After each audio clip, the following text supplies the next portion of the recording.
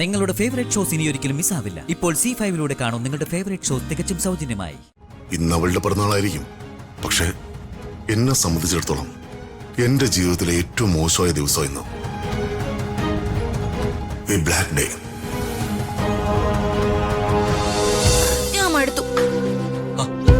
അങ്ങനെ പറഞ്ഞാൽ എങ്ങനെയാ മാഡം? മടിച്ചു നിൽക്കാതെ ഈ തേങ്ങ എല്ലാം എടുത്ത് ഉടച്ചു തീർക്ക്. നേർച്ച പൂർണ്ണമായാലല്ലേ വിചാരിച്ച ഫലം കിട്ടുള്ളൂ. ഞാൻ തേങ്ങ ഓരോന്നോരോന്നായിട്ട് രാജുവിന്റെ കയ്യിൽ എടുത്തു തരാം. രാജു ഉടക്കി. ഏയ് അത് പാടില്ല, മാഡം തന്നെ ഉടയ്ക്കണം. ആണോ? ആ ശരി. ദൈവമേ, ദൈവമേ കാത്തോളേ.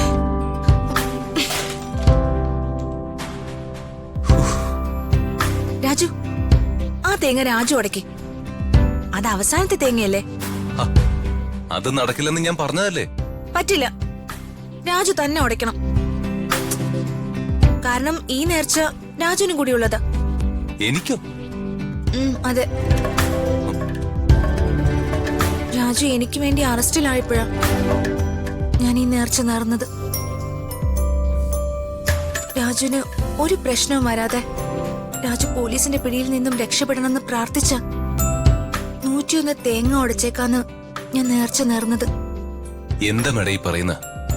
അതെ, എനിക്ക് വേണ്ടി രാജു അറസ്റ്റിലായപ്പോ എനിക്ക് എന്തുമാത്രം വിഷമമായെന്ന് രാജുവിനറിയോ? അപ്പൊ പിന്നെ എക്സാമിന് ജയിക്കണം, വർമ്മ സാറായിട്ടുള്ള പ്രശ്നം തീരണം എന്നൊക്കെ പറഞ്ഞാണ് നേർച്ച നേർന്നെന്ന് പറഞ്ഞോ? അതൊക്കെ എന്റെ ആഗ്രഹങ്ങളല്ലേ രാജു. അതിലും വലുതല്ലേ എനിക്ക് വേണ്ടി വലിയൊരു ത്യാഗം ചെയ്ത ആൾക്ക് വേണ്ടി പ്രാർത്ഥിക്കുന്നതും നേർച്ച നേർന്ന് അത് നിറവേറ്റുന്നതും.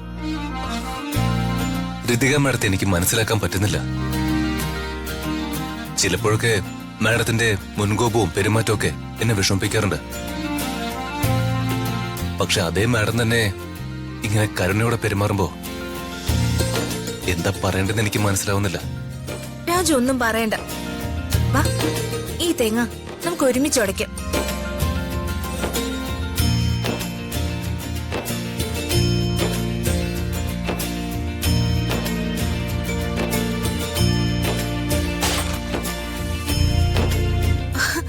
രാജു, ഈ തേങ്ങയ്ക്കുള്ളില് പൊങ്ങുണ്ടായിരുന്നു. ഐശ്വര്യവും ദേവീ കടാക്ഷവും.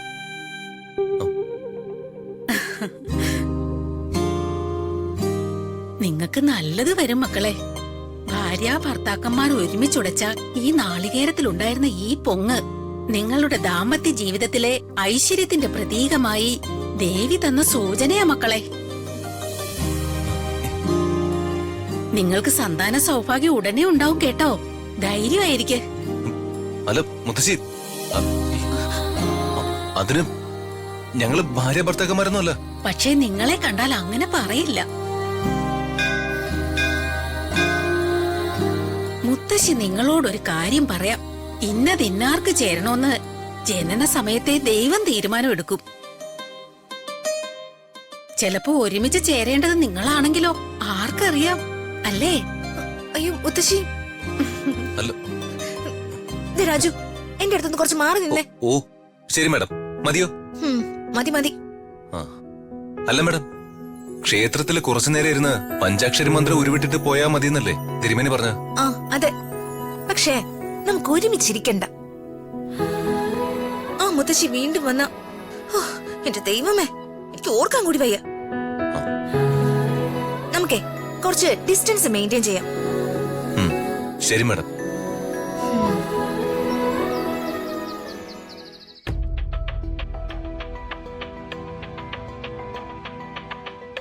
ദിവ്യേ, ദിവ്യേ, നീ ഇതെവിടെയാ? ദിവ്യ. എന്താ മാഡം, എന്തിനാ എന്നെ വിളിച്ചേ? നീ ഇതെവിടെയായിരുന്നു? ഞാൻ കിച്ചണിലായിരുന്നു മാഡം. ദിവ്യേ, നിനക്കറിയാലോ ഇന്നെന്റെ അനന്തരവളുടെ പിറന്നാളാ. വീടൊക്കെ വൃത്തിയാക്കിയോ നീ? രാവിലെ തന്നെ വൃത്തിയാക്കി മാഡം. അതെ, ഒരു മംഗളകർമ്മം കൂടി നടക്കാൻ പോകുന്ന ദിവസം ഇന്ന്. വെറുതെ വീടൊക്കെ വൃത്തിയാക്കിന്ന് പറഞ്ഞാ പോരാ. ഓരോ മുക്കും മൂലയും ഞാൻ ശ്രദ്ധിക്കും. കണ്ണാടി പോലെ തിളങ്ങണം ഈ വീട്. അത് മാത്രമല്ല, ഇന്നിവിടെ വരുന്ന അതിഥികൾക്ക് ഒന്നിനും ഒരു കുറവും വരരുത്. ആഹാരം ഗംഭീരമാക്കണം. എന്തിനെങ്കിലും ഒരു കുറവ് വന്നാ അറിയാലോ. ഒന്നിനൊരു കുറവ് വരില്ല മാഡം. എല്ലാം ഞാൻ നോക്കിക്കോളാം. നീ ചെല്ലേ. രാവിലെ തന്നെ ഭയങ്കര പെർഫോമൻസ് ആണല്ലോ. എന്തിനുള്ള പുറപ്പാടാണോ എന്തോ. പതിയെ പറയേ, കേട്ടാ പിന്നെ ഇന്നത്തേക്ക് അത് മതി. എന്തോ വലിയ ഉദ്ദേശം മനസ്സിലുണ്ടെന്ന് തോന്നുന്നു.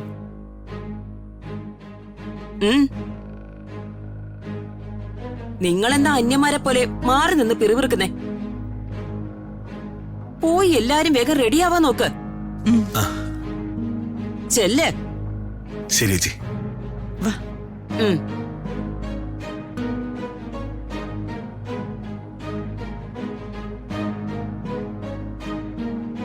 ആ പ്രതാപ, എന്താ ചേച്ചി, രാവിലെ തന്നെ വലിയ ഉത്സാഹത്തിലാണല്ലോ. എന്താ കാര്യം? ഇന്ന് ഋതുമോളുടെ പിറന്നാളല്ലേ?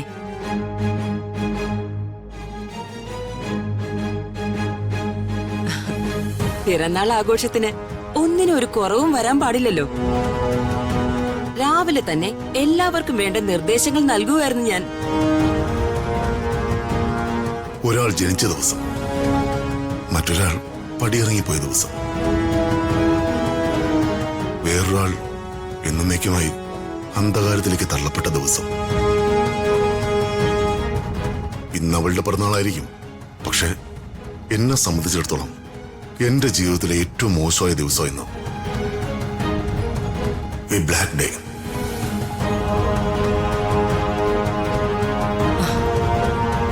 പ്രതാപ, ഈ ഒരു ദിവസത്തേക്ക് നീ ഇതൊന്നും ഓർക്കരുത്.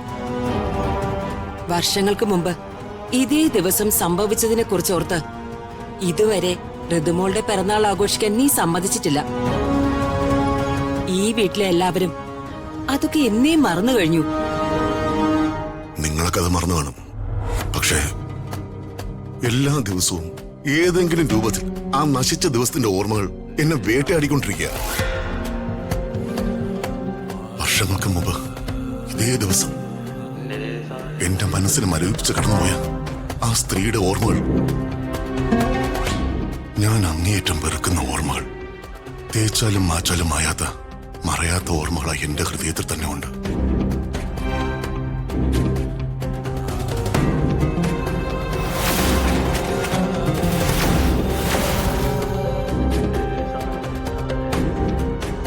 പോയവരൊക്കെ പോട്ടെ പ്രതാപ.